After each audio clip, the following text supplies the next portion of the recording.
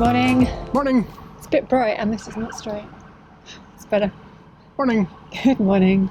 We are here on the Relief Channel, which you didn't notice us doing because we had come to the Denver lock, and in the meantime, while waiting to figure out what we were going to do once we cross over to Salter's Load. Well, we just had a few bits to do and we wanted to chill out for a bit, so we just came onto the Relief Channel to do that because there's 3 quiet moorings. And there's really good internet, and I had to do some more school-related stuff, and I had to do some meetings and things. And we're in Downham Market and there's laundry and there's shopping, so we just knew it was convenient. Yeah. And then we were ready to go, and then I came back to the boat yesterday after walking back from the next mooring just for a walk, and there was 2 EA vans up there and some EA people, and I thought they were going to tell us off for overstaying because we did actually overstay. Yeah. So I was already with my defence. And I was in the shower and there was this knocking, and I'm like, oh, Joe must be locked outside. So I come, I dart out of the shower like with a towel wrapped around me, and before I get to the window where anybody would be able to see that all I had was a towel wrapped around me, they were like, "River inspectors, we'd like to talk to you." And I'm like, okay, right, hold on. We're in trouble. But anyway, the reason they were here is because the lock at Denver onto the Relief Channel, one of the slackers had broken, so they basically were saying we were stuck. But they very efficiently have had some pumps delivered, so they used them to pump the water out because it's the downstream slackers that aren't working, and then they can use the upstream slackers as normal. So they put a boat through this morning, and then they called us to say they just need to empty the lock again with the pumps and then we can go through. So they're probably just about done that now, so we need to get going, really. Yeah, so we'll have to talk about the other things, like the fact that we went down to Kings Lynn and visited Kings Lynn and saw Kings Lynn and saw the place where we'd passed through on the ooze when we came up the Tidal thing, and Joe walked from there all the way back and was talking about how empty the place was. And anyway, all that's going to have to be left till later because we got to go that way, fast.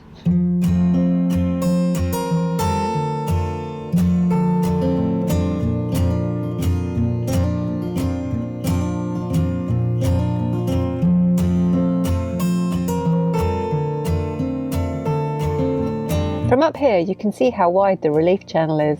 It's great to be able to spin the boat anywhere and not have to travel to the next winding hole.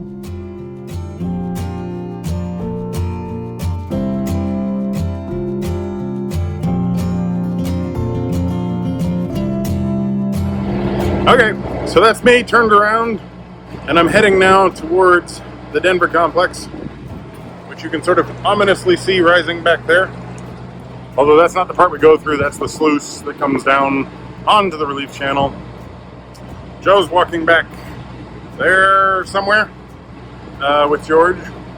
I've had some funny sounds out of the engine, which led me to think that maybe I was having a sort of alternator belt issue, but it turned out that nope, it was just something that had come loose and was rubbing up against the spinning part of the engine, which is gone now.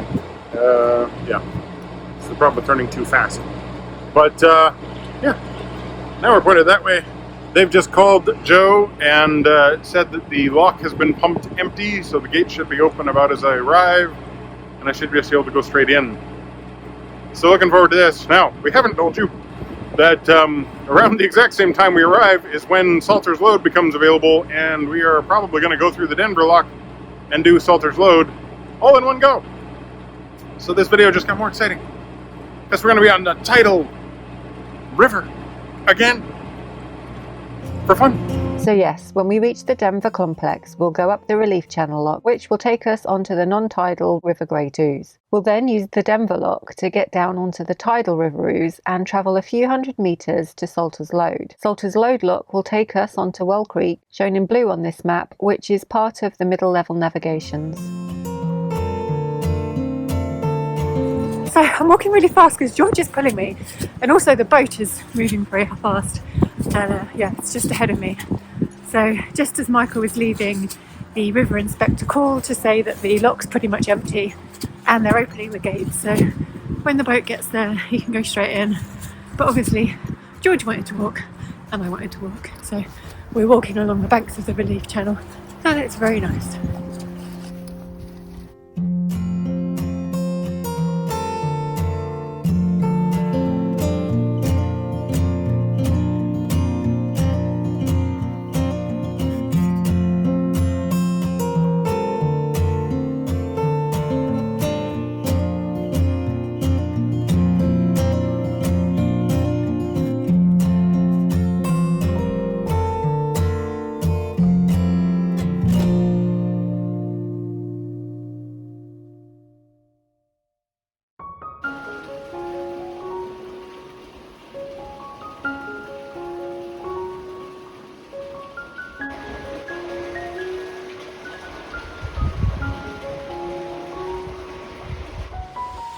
So Michael is in the lock, probably nearly up by now, and George and I are just arriving after that probably 2-mile walk along the relief channel.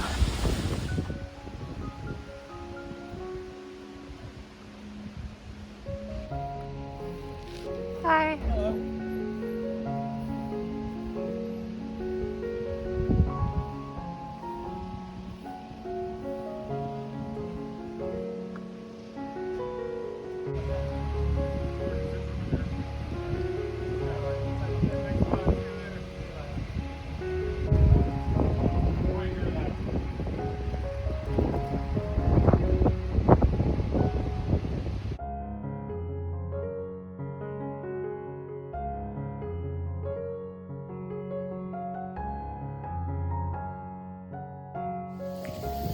So Michael's just got to the lock and apparently it's very busy.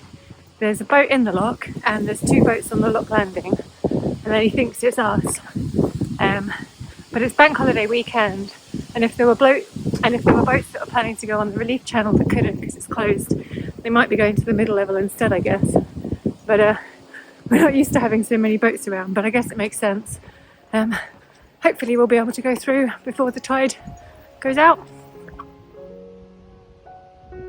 I walk over to the lock and I can see a boat approaching that's just come across from Salter's Load. There's only a short window when the tide makes this transit possible. The Denver lockkeeper and the Salter's Load lockkeeper coordinate the boats so that each boat is released from its respective lock chamber at the same time. This means they pass in the middle of the crossing and both have an open lock waiting for their arrival.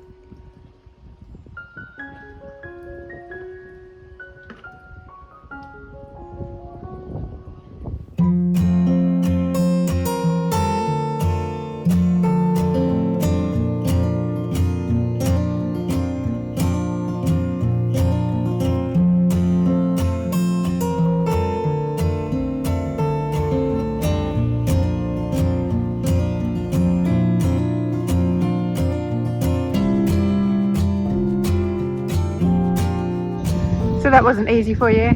That was okay. I mean, the wind was blowing me around a bit, and there was a point at which my back end went over and it started scooching my front end around, so I ended up kind of 90 degrees, and I was just like, oh, should I just do the pirouette and go all the way around, or, you know, correct it back up? I decided to correct it back up.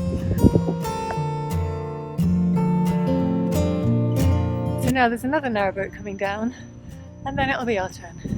And George and I have decided to walk, which isn't as straightforward as it sounds, even though the lock's like half a mile away, not even that. I think we'll have about a 3-mile walk to get there, because it's on the wrong side of the river and there's no bridge.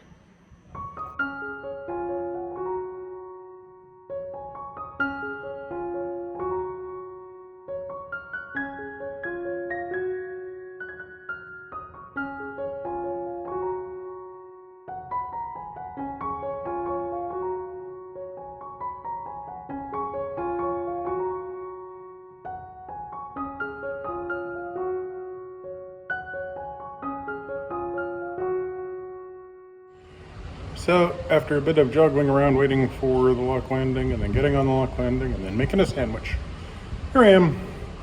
Salter's Load is that way. Cambridge is that way. And, yeah, short trip up. Really not very far. You actually, honestly, spend more time waiting for the guillotines than you do waiting for the water. And apparently there's a rowing boat out there on its way up from Salter's Load that I need to look out for. So, yeah, hopefully not a Viking dragon ship or anything that large. Our lock is ready. We're just waiting for the all clear from the Salter's Load lockkeeper, and then we can go.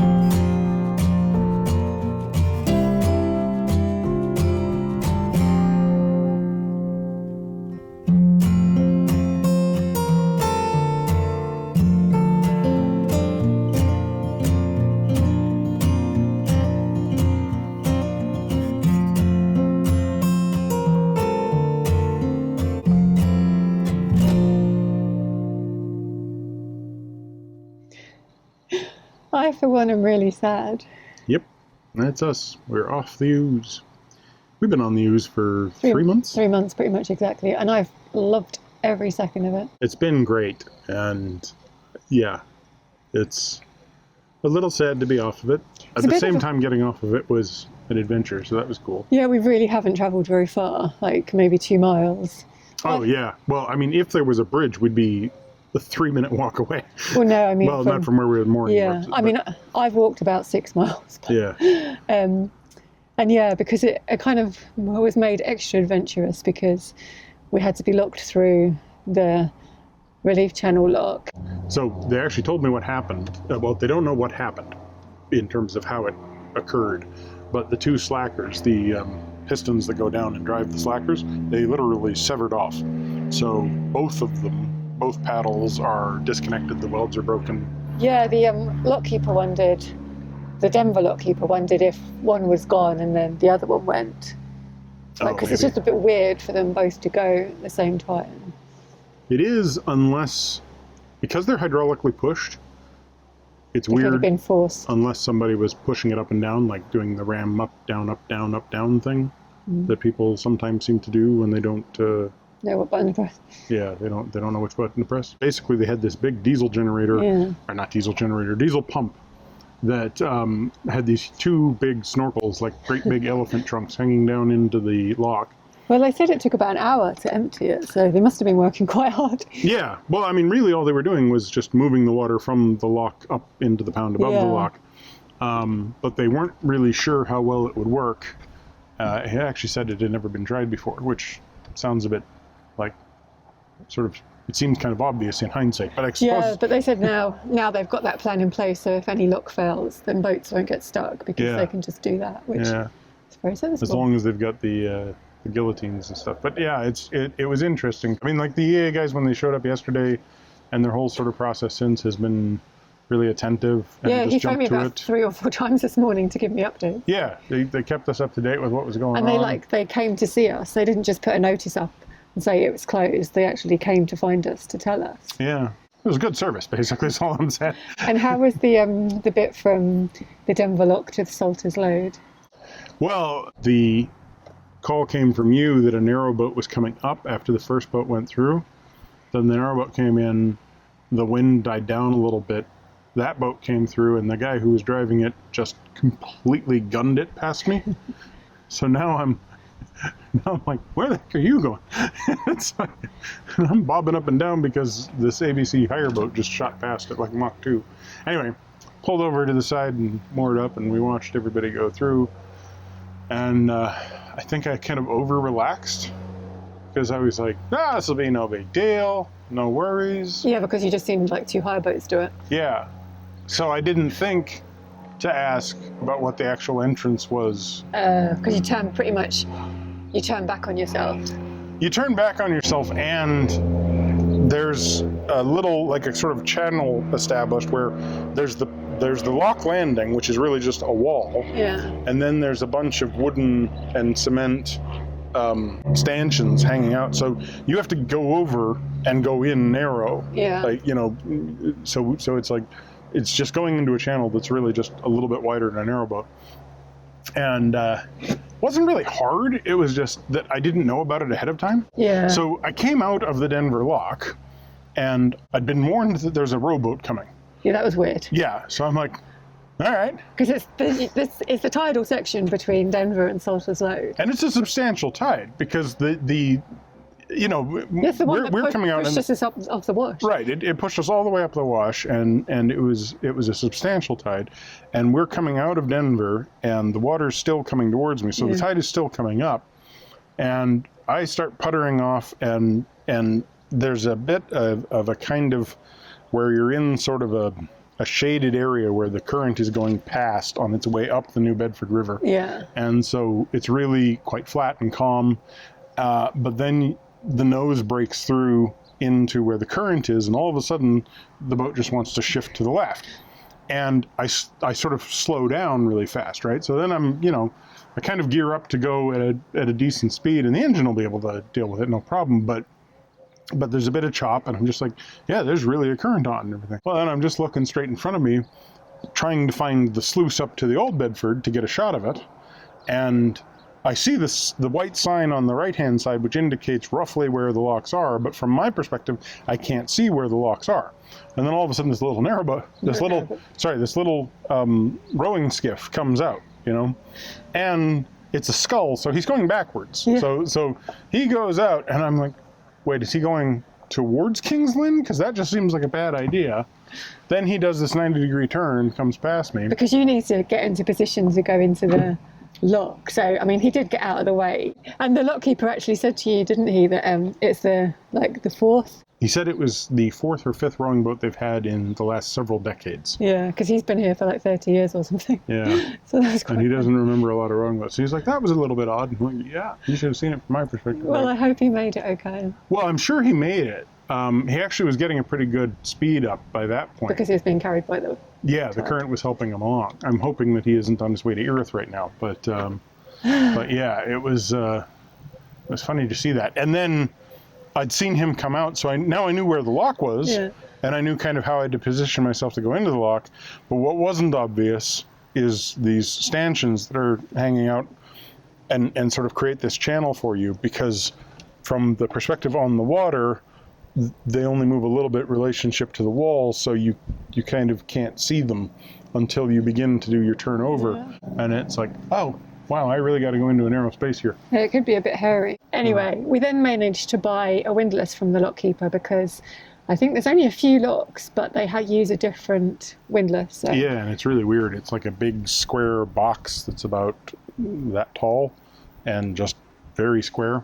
And I think it is now it and the waste point key, which everybody's unsure if there actually are any waste points anymore. Okay. But one way or another, I bought the key and I bought the lock, and those two together form the last pieces of hardware I believe we have to buy for our trip around the canal system. So our boat will be fully kitted out eventually. Yeah, when we sell this boat, it'll have the keys and hardware to go everywhere.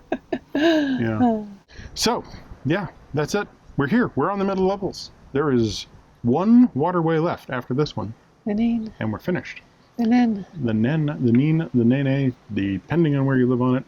And we've got quite a bit of the middle levels to do, though, because there is a silver propeller over at home, and there's another one over at the north end of Horseways Lock. So I'm looking forward to actually spending some time on here.